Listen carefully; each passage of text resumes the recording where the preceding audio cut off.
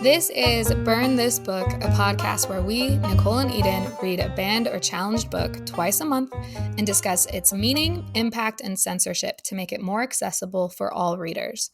This week's book is Year of Wonders by Geraldine Brookes, which was published in 2001. This book, I've never experienced whiplash so hard in a book in my whole life, which is saying something. And I started off this book, I was like, 5 out of 5, this is a great read. This is a delight. And then the last 10% of the book was an absolute nightmare and came out of nowhere. And I was like, oh, cool. Geraldine Brookes died apparently and had some random person just write an ending that had nothing to do with the book in any way, shape, or form. And that's how I felt. So should we give it a quick intro? Yeah. Okay. So this is about the plague. Yes. In the 1600s. And it's about a girl, a housemaid named Anna Frith. Which I didn't know her last name was Frith. I didn't either. Yeah. Sorry, but it's just about her and her community falling ill to the plague and the things that they are doing to try and stop it. The lives they're trying to live with it, killing everyone around them, trying to make sense of all the death. Like, is it God punishing them? And that's like the gist. Yeah, her whole family basically dies. And there's this priest and his sweet, delicate, beautiful wife.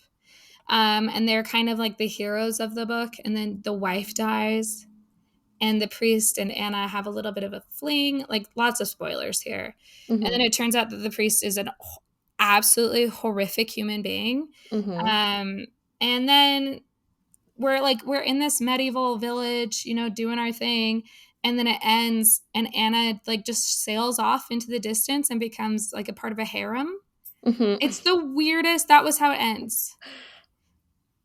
Like, I genuinely don't understand why. Yeah. Did you have the feeling of whiplash that I experienced? Yes. Just me. Yeah. It's because I don't understand. Why do you think she included that? I don't know. I was looking at reviews because I was like, do other people feel this way? Am I going to gaslight myself into being like, no, this is normal? And everyone I read was like, yes, this is a thing that Geraldine Brookes does, where she writes an incredible novel and then ends in this really bizarre thing where it really feels out of left field. And it just feels like Geraldine Brookes is not good at endings. Like, that's the only thing I can come up with. Yeah, she's like, okay, I don't think there was a good reason. Ending now.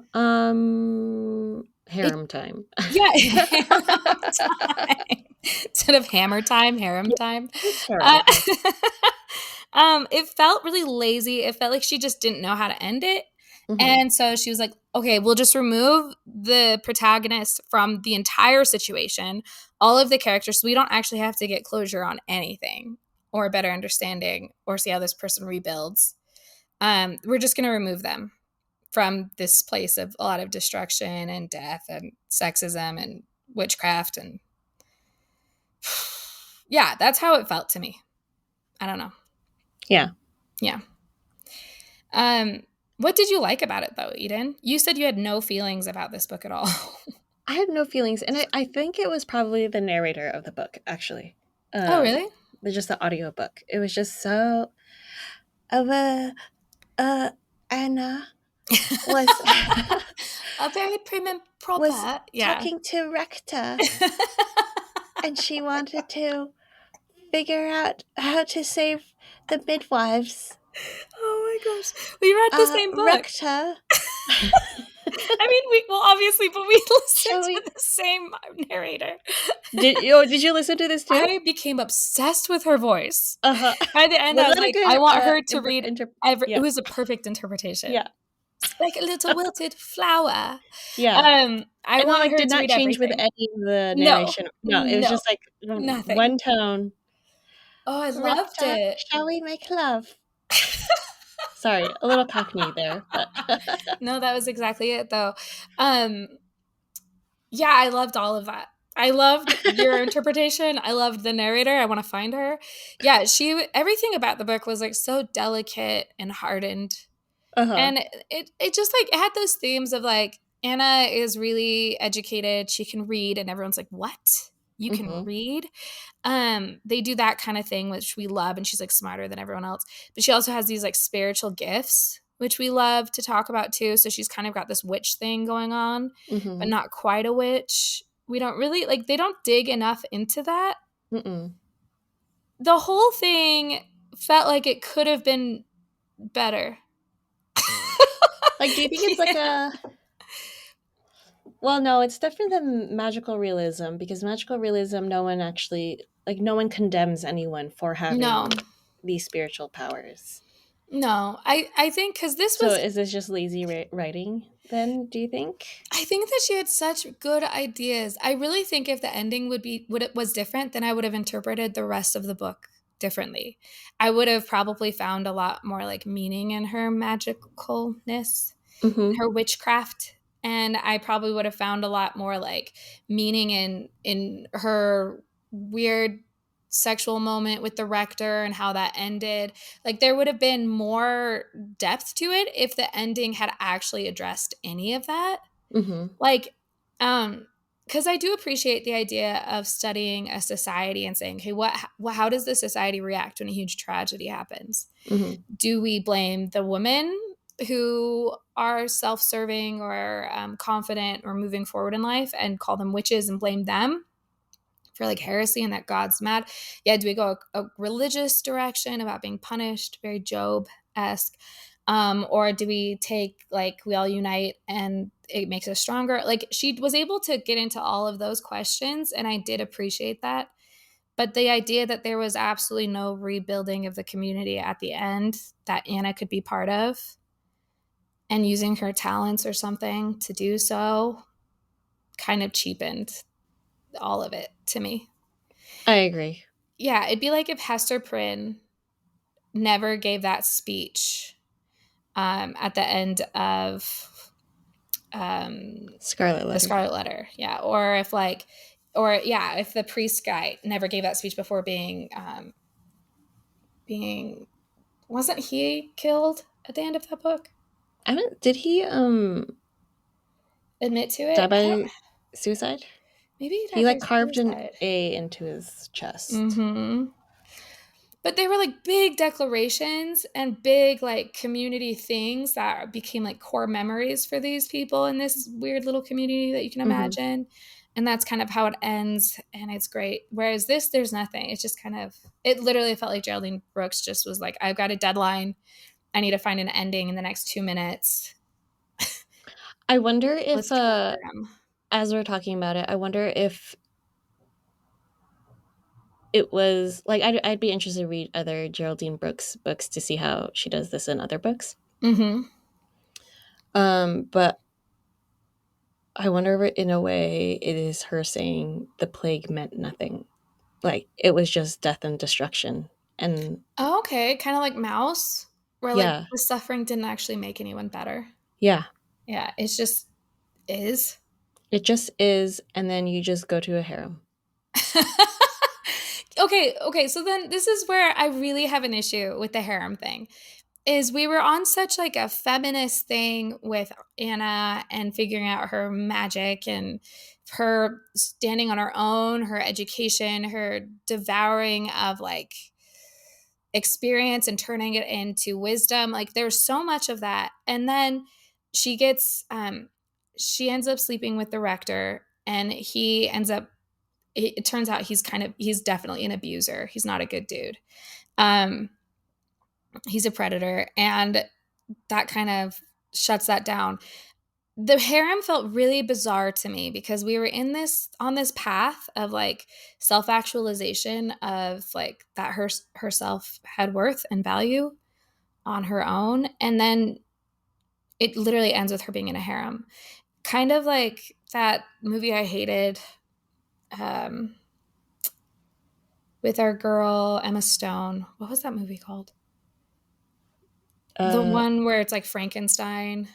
oh, Poor Things. Yeah, it felt like Poor Things where it was like, oh, she self-actualized and all we learned was that this was became like a rudimentary lesson in sexual freedom by some European guy who's still interpreting it in a 1970s way. Mm-hmm. Yeah. Do you let's see. Maybe if she went deeper into the harem of like her female friendships or like we got to know the dynamics of that, but it literally was like, no, now she's with this guy and she's married to him and she's one of multiple wives. Yeah. That's all that we got really. Like I don't know. Uh yeah. I have nothing to say about that. Well, I neither was did like trying Geraldine. to dig around. That's okay. You're digging and I'm grateful. Yeah, that's that book for me. Uh-huh. Do you want to talk about Geraldine? Yeah, I do. What do you know? What do you know? Well, she writes a ton of historical fiction. Mm-hmm. Cool. So she does. So I did read one of her. Wait, was it her? Who did? Maybe I'm getting my stuff wrong. I got my stuff wrong. That's Sorry. okay. I have grace for you.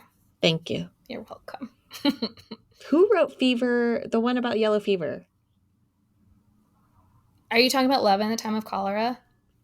No, no, no. It's like called like Fever 1776, but isn't that the year the United States was? No, Yes, wait. I don't know what you're talking about. Fever 1793.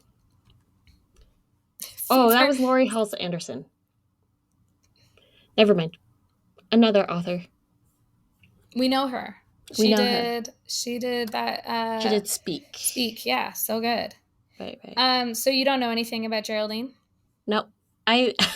Sorry. Nope. Nope. She's Australian American. I do know that. Okay, She that has explains it. Just kidding. converted to Judaism. Oh, interesting. Her. Let's see. She's married to a journalist who died. Um. Oh my. Of I'm assuming old age, in his 60s. Okay. Okay. So not on the Okay. job. Let's see. But yeah, she writes a lot of historical fiction, which sometimes I feel like is just history fan fiction. Mm-hmm. Um, I mean, did you read the Dear America books? no. Oh, I love those. Those were basically historical, like fan fiction. Yeah. They're so good. But I feel like this was just a glorified version without an ending. Yeah. Like, what would have been interesting to me is just that hinge point of Anna getting on the boat and leaving. Like, Yeah. that could have been the book. And Yeah. her finding herself and dealing with all these like cultural norms and expectations from England to this new land and people and relationships. And that would have been interesting. But no, she chose not Maybe to. maybe it was going from one society to another society of like you can't really. I don't know. I'm just trying to defend it. You're I'm trying stretching so our time. hard. I'm trying to stretch our time. um,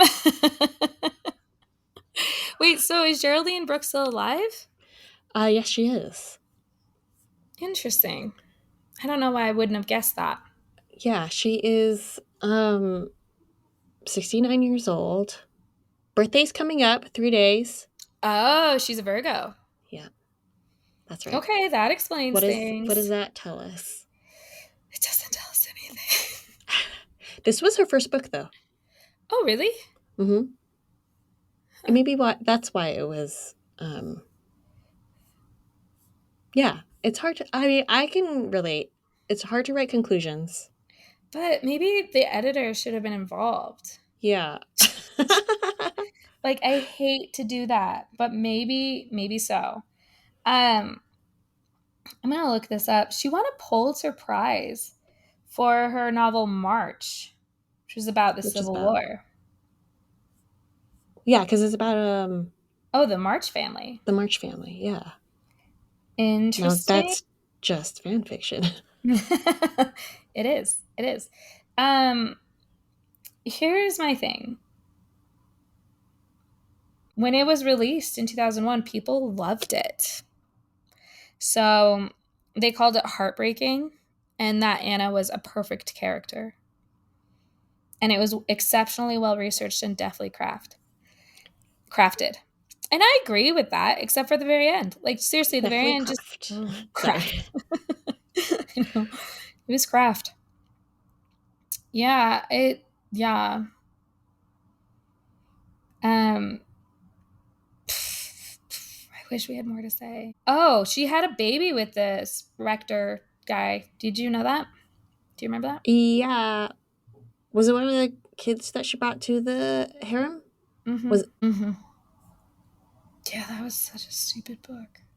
Um, Yeah, I think like ultimately, well, yeah, I think you summarized it pretty well of just the way people make sense of terrible things. yeah. And I think all I really want to do is talk about Elizabeth Gilbert right now because she's Do it. so crazy. She has nothing to do with this. But yeah, I think like I really did. I was really about to give this book a 5 out of 5. And then the last like the last chapter happened. And I was like, oh, shoot, it's now back to a 2 out of 5, which is such a huge jump for me. Mm-hmm. But I think that speaks a lot to the fact that like we have to have things like they must remain coherent. Like, how did, like, Anna, that it just did not make sense. Or at least giving more of a chunk to the ending, giving us a little more character development of why this was a better situation. Maybe she's trying to prove that sometimes you can't escape the trauma. You just have to, like, leave and let it be in you Mm-hmm. for the rest. But also, she did kind of escape it. I don't know. I don't have any interesting thoughts other than this was such a weird book. And I thought it'd give me more joy reading it because I was like, I lived through a pandemic. Mm-hmm.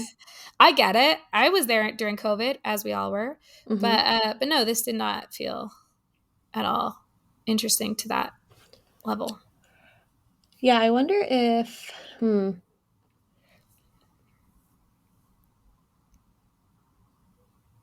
yeah, was what would a harem represent after something like a plague?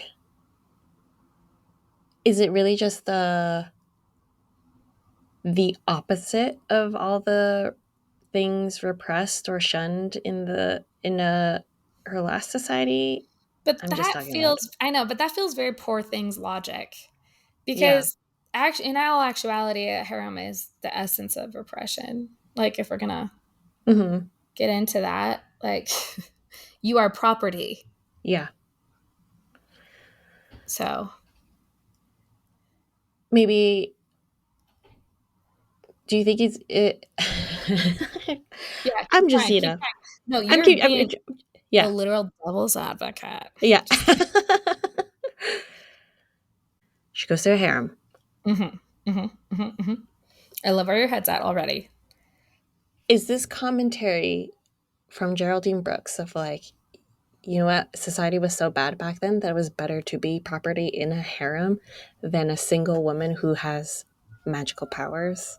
Single woman with babies. And that Um, siren in your background tells me yes.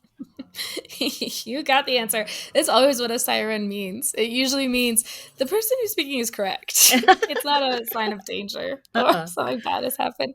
Um, yeah, I'm just gonna choose to say yes. I don't agree, but I'm gonna say yes. Because I just think it's like Irrever- irrevocably uh-huh. bonkers that she ends up in a harem. And I'm Yeah, sorry about my dog. that's okay. She hates a siren. Yeah, I think so. This book, can I tell you why I think it's banned? Yeah. She does have unmarried and unprotected sexual intercourse Mm-hmm. with two people. The tailor who visits, who's the first one to get the plague, And then the rector guy. I keep wanting to call him Vector from Recta. Gross. Michael Montpellier. Um, Montpellier. and so yeah, I think that's why in the witchcraft probably, and probably the whole like conversation about Christianity. Mm-hmm. Oh my goodness. Okay, why do you think? I'm gonna silence myself while you talk. Actually, this is based on the real village called Eam, which is the village that Anna lives in. Can you say "eam" the way that the narrator would have said it though? Eam. Eam is a small village in Derbyshire, England, best known for its extraordinary response to the outbreak of the bubonic plague in 1665 to 1666. So basically, Honestly, it's like you're a character. Who's that one like female creature? Is it in is it in Blade Runner? There's some creature that's like, or is it in one of the Star Wars movies where she talks like this, very gentle, hmm, very stressed, very powerful. What yeah, is that? I'm gonna figure it out. yeah. Well, no, I'm just thinking of Mike Wazowski's girlfriend right now. As we often are. uh, anyway, But it was based on a real place. it's based on a real place, Once and again, freaking fan fiction. That's and all it's she's doing. so they were really praised because um just like collective sacrifice in order to save everyone in their village. So obviously a lot of people left when the plague arrived because they could see where it was gonna go. But for the people who stayed, they did everything they could in order to beat the plague and survive. That's kind of cool. It's really cool. But it feels like a lot of people still died. Yes. Wow, half glass half empty for this girl right here. But yeah, what they did was, and actually they did this in the book too, was quarantine the entire village. They say, okay, no Hmm. one go in, let no one in, let no one out. Yeah, except for the rich people ended Yeah. up leaving and causing more misery for everyone else. Yes. Drama. That's So I wonder if that's like the lesson. the But then why did lesson she leave at the end? Like that to still has to nothing to spread do the with her plague. choice to leave.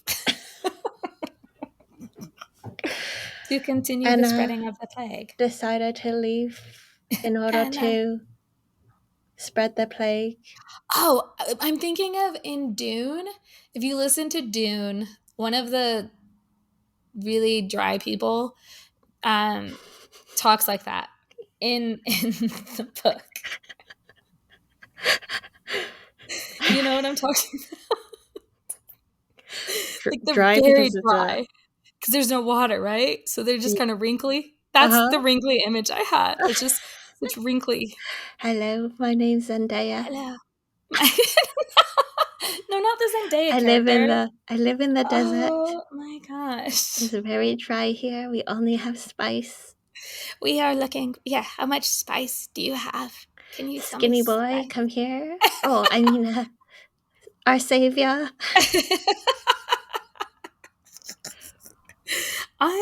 Yeah, honestly, that'd be a crossover I'd be really interested in. Is Year of Wonders meets Dune. Dune of Yeah. Wonders. Do not. I'm gonna sign into Wattpad again for the first time in 15 years. Really get typing tonight. Yeah. Very niche audience. Oh my gosh. So yeah, did you love it, Eden? I gave it 3 stars. Okay, cool. So we were kind of in the same realm. I gave it 5 and then 2. Mm-hmm. And you just gave it a solid 3. Yeah. Yeah. Cool. Why do All you right. think it was banned also? Yes, I think the accusations of witchcraft, Mm-hmm. I think, yeah, extramarital affairs.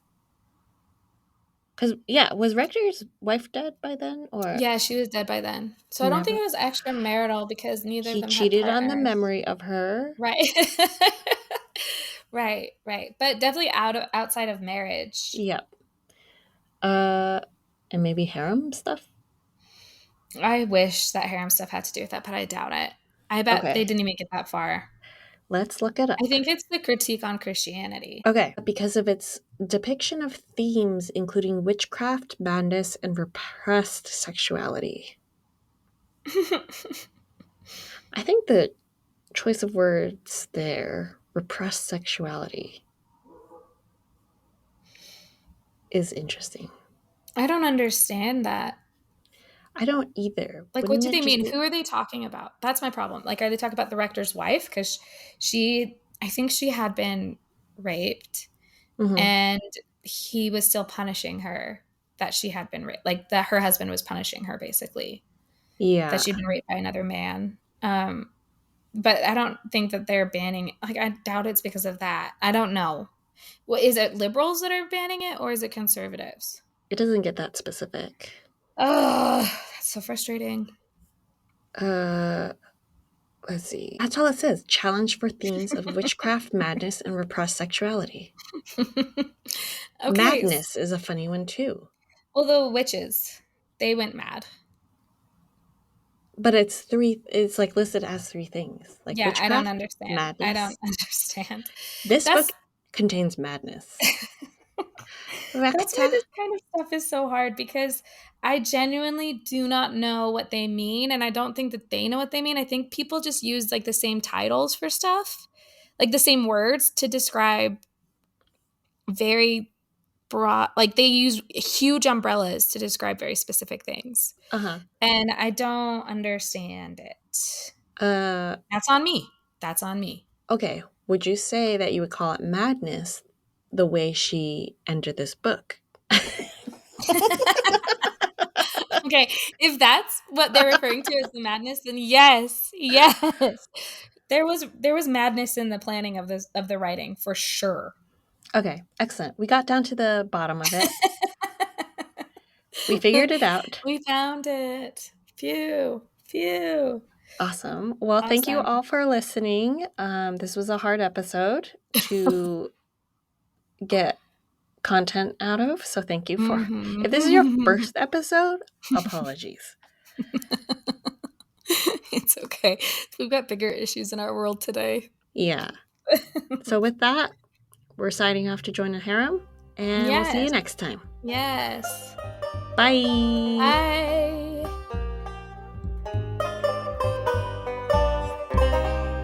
Burn This Book was produced by us, Eden and Nicole. Music was written by me, Nicole, and performed by my dad, Frank.